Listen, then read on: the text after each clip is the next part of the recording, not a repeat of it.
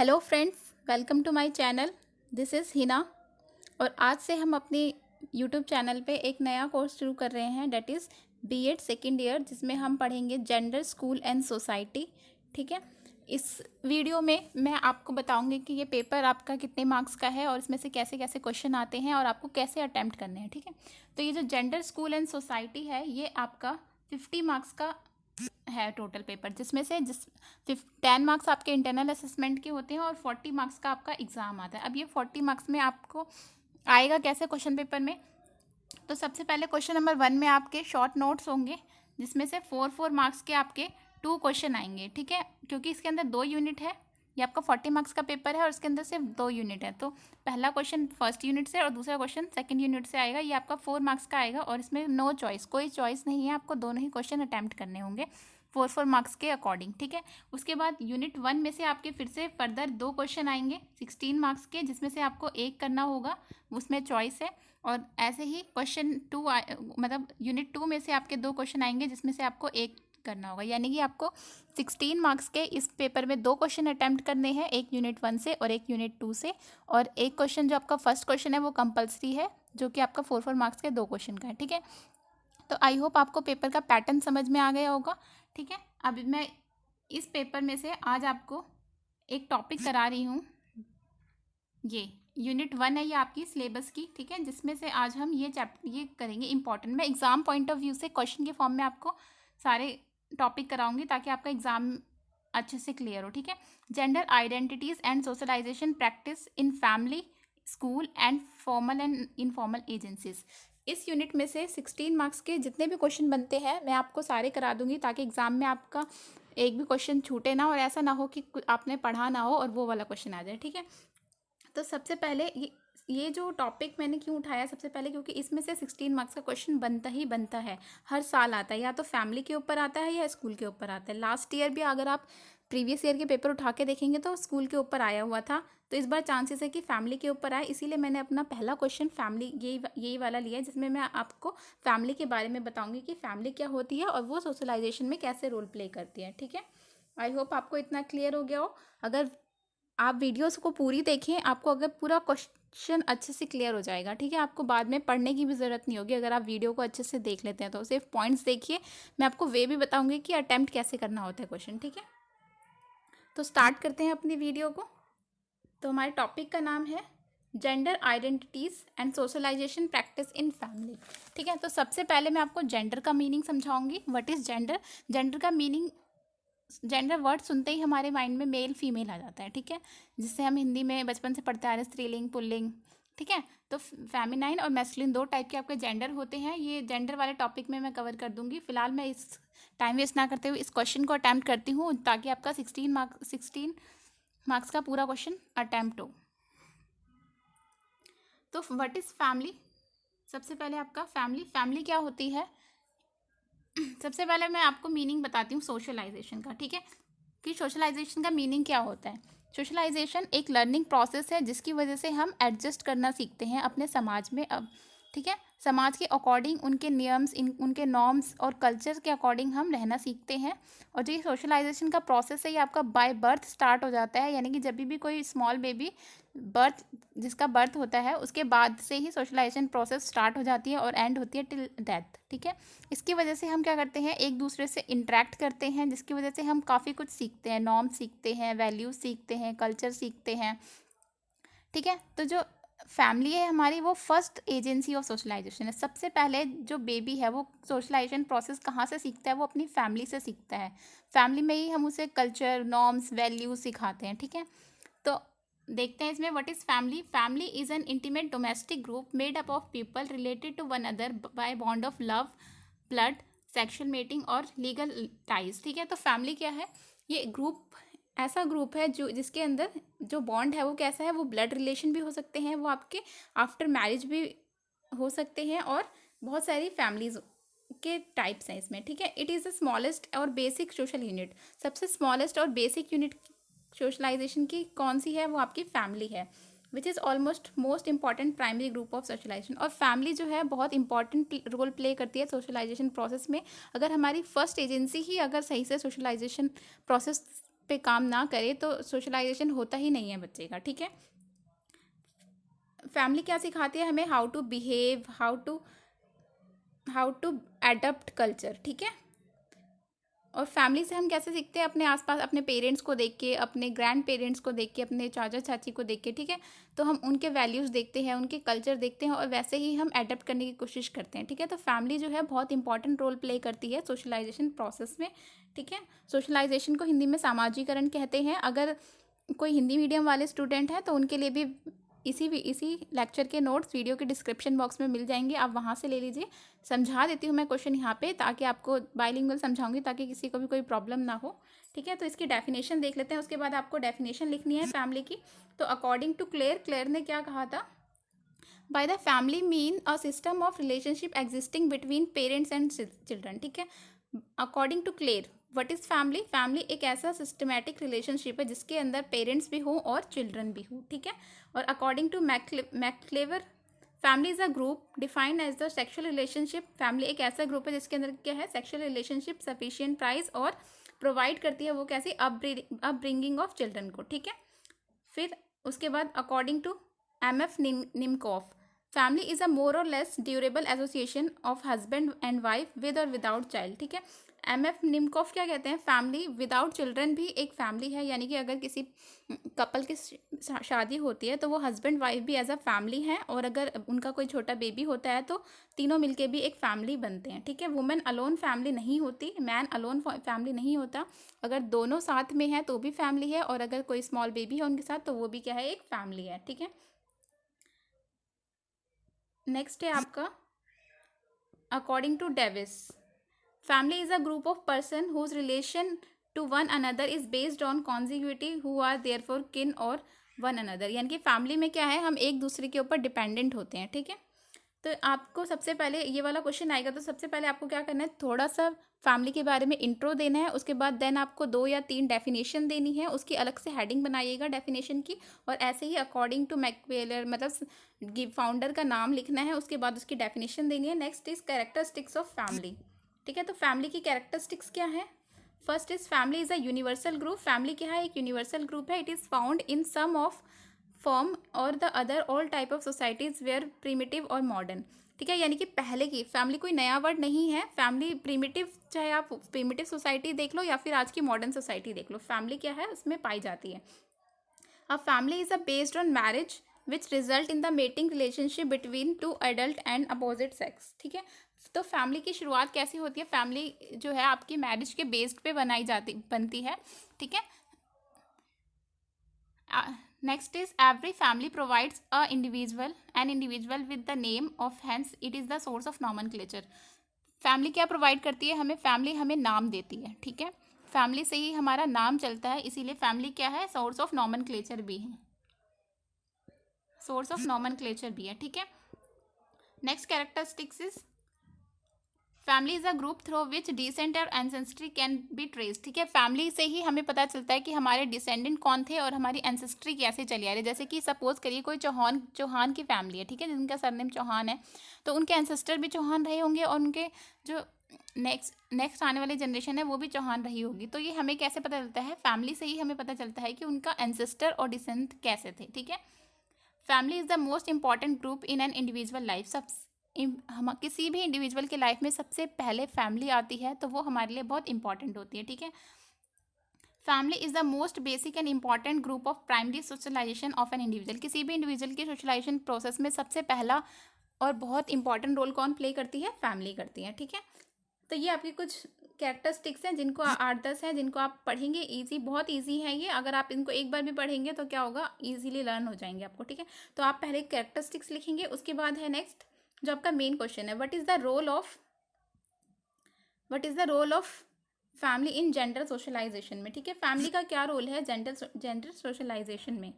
Family is consider as the institution that has the greatest impact on the gender socialization.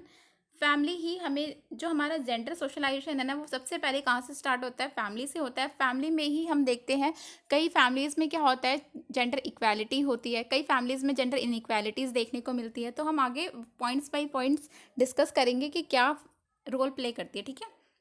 Family ही सबसे पहले हमें बताती है कि व्हाट इज़ मेल और फीमेल, यानी कि जेंडर सोशलाइजेशन सबसे पहले फैमिली से ही हो जाता है। आपने अपने आसपास भी देखा होगा, जब सबसे पहले न्यू बॉर्न बेबी होते ही सबसे फर्स्ट क्वेश्चन क्या होता है कि इज़ इट बेबी बॉय और बेबी गर्ल।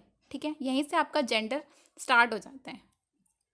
ठीक है, तो फैमिली ही हमारा जेंडर स्टार्ट कर देती है, जेंडर सोशलाइजेशन या फिर जेंडर इनइक्वालिटीज़ कह लीजिए, वो फैमिली ही कर देती है। ठीक है, क्योंकि फर्स्ट क्वेश्चन ही यही होता है, इज़ इट बेबी बॉय और बेबी गर्ल, क्योंकि उसी हिसाब से उसके लिए सब कुछ तय किया जाता है कि उसके रूल्स क्या होंगे, उसके नॉर्म्स क्या होंगे। ठीक है, बॉय है तो ब्लू कलर का सामान होगा, गर्ल है तो पिंक कलर का सामान होगा, सब कुछ अकॉर्डिंग टू जेंडर डिसाइड हो जाता है। ठीक है, there are number of ways in which the parents and other family members guide their children and teach them in comfort of norms. ठीक है, जेंडर के बेस पे ही हम अपने चिल्ड्रन को गाइड करते हैं। अगर वो बॉय है तो हम उसे अलग तरीके, उसके लिए गाइडेंस अलग होती है, उसके लिए रूल्स अलग होते हैं, उसके लिए लिबरेशन अलग होती है। और अगर वो बेबी गर्ल है तो उसके लिए अलग, सारी चीज़ें अलग होती है। ठीक है, उस तो एक एक करके हम इसके पॉइंट को डिस्कस कर लेते हैं। ये आपके रोल्स हैं, इन्हीं पॉइंट्स को मैं एक एक करके डिस्कस करूंगी। ठीक है, तो फर्स्ट पॉइंट है आपका अरेंजमेंट ऑफ इक्वल एजुकेशन। ठीक है, फैमिली में अगर हम कैसे जेंडर इनइक्वालिटी को ख़त्म कर सकते हैं। अरेंजमेंट ऑफ इक्वल एजुकेशन, दोनों को, चाहे वो बेबी बॉय हो चाहे वो बेबी गर्ल हो, अगर हम दोनों को इक्वल एजुकेशन की अपॉर्चुनिटी प्रोवाइड करते हैं तो जेंडर इनइक्वालिटीज़ ख़त्म हो जाती हैं। ठीक है, हम समाज को सुधारने से पहले सबसे पहले अपने घर को सुधारना चाहिए, है ना। तो इसीलिए सबसे पहले जो प्राइमरी सोशलाइजेशन है हमारा फैमिली। तो अगर फैमिली ही अपने रूल्स, फैमिली ही अगर अपने वैल्यूज़, अपने कल्चर बच्चों को सही से देंगे तो समाज अपने आप ही सुधर जाएगा। ठीक है, तो arrangement of equal education, it is often seen that in family there is that inequalities of practised by education boy girl which makes the girl lag behind. ठीक है, कई फैमिलीज में आपने देखा होगा कि वो क्या करते हैं, बॉयज़ को एजुकेशन प्रोवाइड करते हैं, उसको पढ़ाते हैं, उसको लिखाते हैं, पर गर्ल्स को नहीं। ठीक है, जिस वजह से गर्ल्स क्या हो जाती हैं, बिहाइंड रह जाती हैं, पीछे रह जाती हैं। Boys education is given more attention than girls, और अगर गर्ल्स को पढ़ा भी रहे हैं तो उसको इतनी अटेंशन नहीं दी जाती। ठीक है, उसको इतनी अपॉर्चुनिटीज़, उतने सारे इक्विपमेंट नहीं प्रोवाइड किए जाते जितने बॉयज़ को किए जाते हैं। ठीक है, therefore in order to reduce the gender discrimination, लेकिन अगर हमें जेंडर डिस्क्रिमिनेशन को ख़त्म करना है तो सबसे पहले हमें क्या करना पड़ेगा, दोनों को इक्वल एजुकेशन देनी पड़ेगी। ठीक है, which will improve the improvement of educational status of girl, जिसकी वजह से क्या होगा, अगर हम दोनों को इक्वल अपॉर्चुनिटी देंगे, बॉयज़ को भी और गर्ल्स को भी, तो क्या होगा, हमारा एजुकेशनल स्टेटस जो है वो गर्ल्स का वो इम्प्रूव होगा, और जो ये डिस्क्रिमिनेशन है बॉयज़ और गर्ल्स के बीच में वो ख़त्म होगा। ठीक है, तो आई होप आपको फर्स्ट पॉइंट अच्छे से क्लियर हो गया होगा। Next is work of all round development. What is the meaning of all round development? All round development के अंदर आपका पूरा डेवलपमेंट हो जाता है, माइंड का, बॉडी का। ठीक है, सिर्फ अच्छा खाना खिलाने से ही डेवलपमेंट नहीं होता, अगर आप उसको अच्छे से ट्रीट नहीं कर रहे हो, अगर उसका माइंड डिस्टर्ब है तो भी वो ऑल राउंड डेवलपमेंट नहीं होता। ठीक है, तो all round development refers to the development of all under which coordinating development is of body mind intellectual done. ठीक है, all round development is girls is also important, so they can become self dependent. अगर हम girls का भी all round development करें as a boy, तो होगा क्या, उससे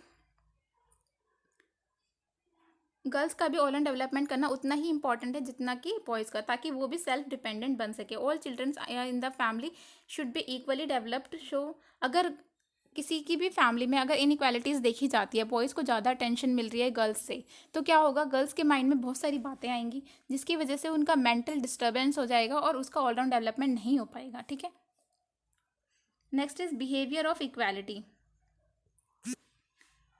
Third point is behavior of equalities.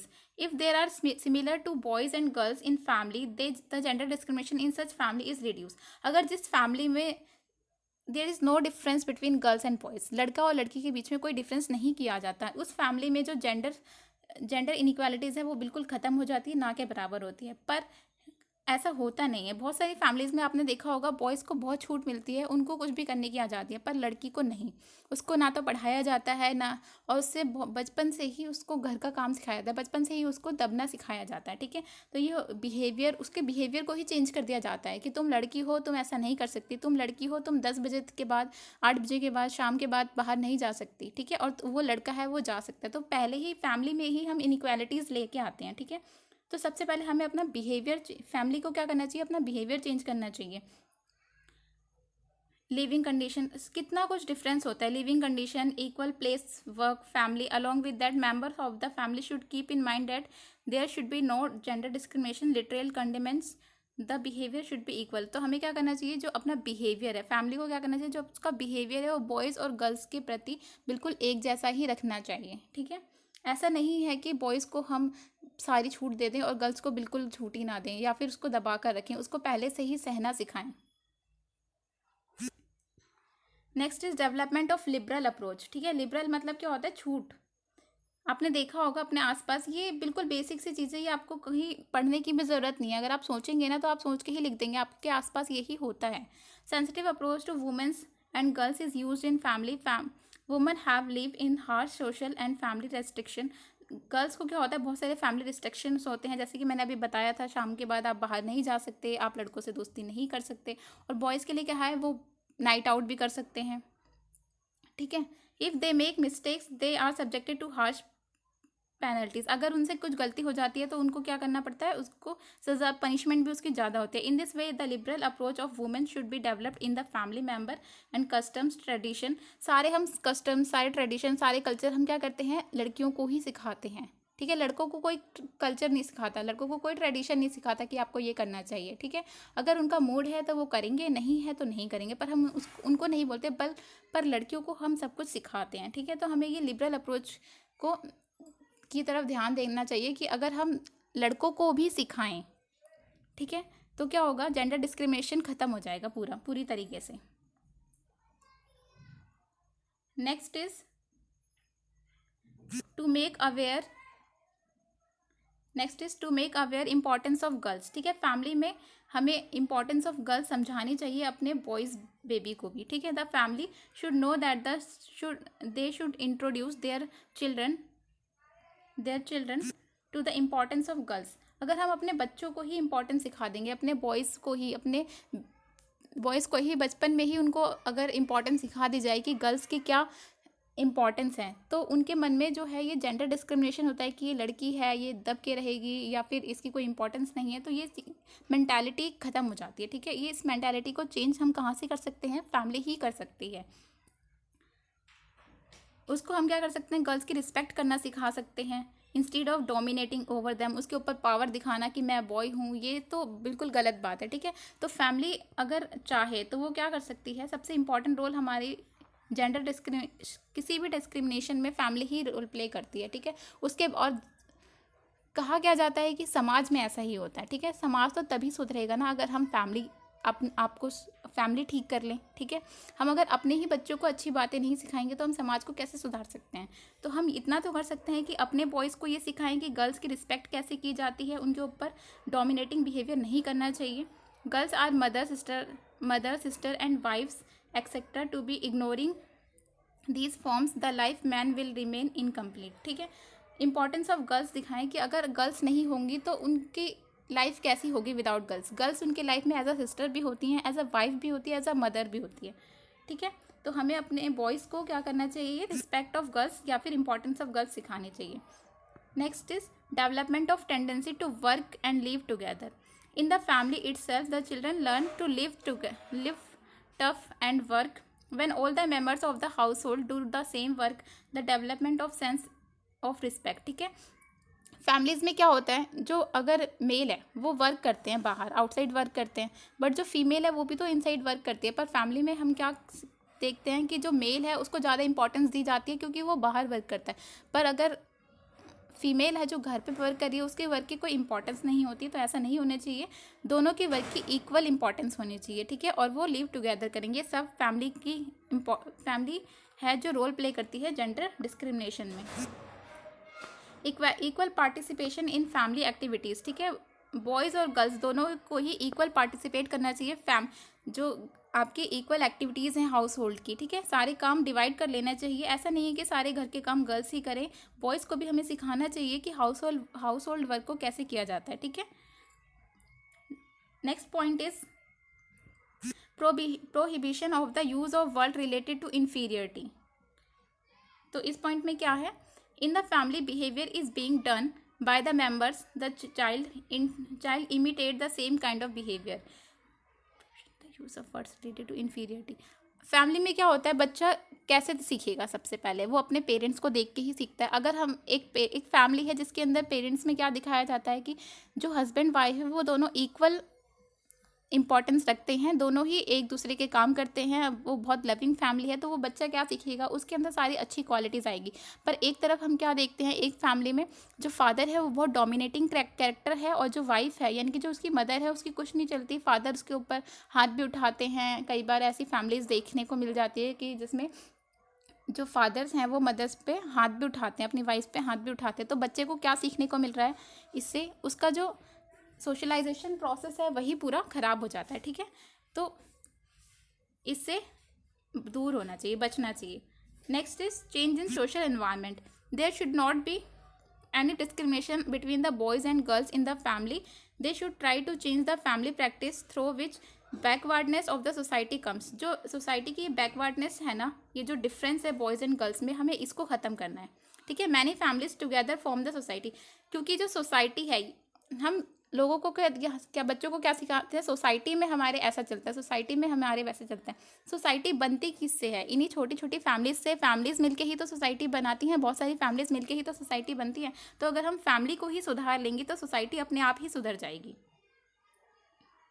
और ये जो सोशल एविल्स हैं आपके, डिस्क्रिमिनेशन के, जेंडर के, इन स्टेटस को हमें दूर करना है। तो सबसे पहले इंपॉर्टेंट रोल किसको प्ले करना पड़ेगा? फैमिली को। Next is boycott superstition belief of outdated practice. जो हमारी बाहर पुरानी आउटडेटेड प्रैक्टिसेस, बिलीव्स है ना, उनको ख़त्म करना है। There are many superstition tradition related to boys and girls in our societies family. Boys are known to be the descendant and ancestor of the works. Boys को ही क्या माना जाता है कि यही क्या करेगा? हमारे वंश को आगे बढ़ाएगा, यही काम करेगा तो घर चलेगा। और गर्ल्स के बाहर काम करने पे बहुत सारी फैमिलीज़ को प्रॉब्लम्स होती है। ठीक है, तो इस सुपरस्टिशन और आउटडेटेड सोच को हमें क्या है? बदलना है।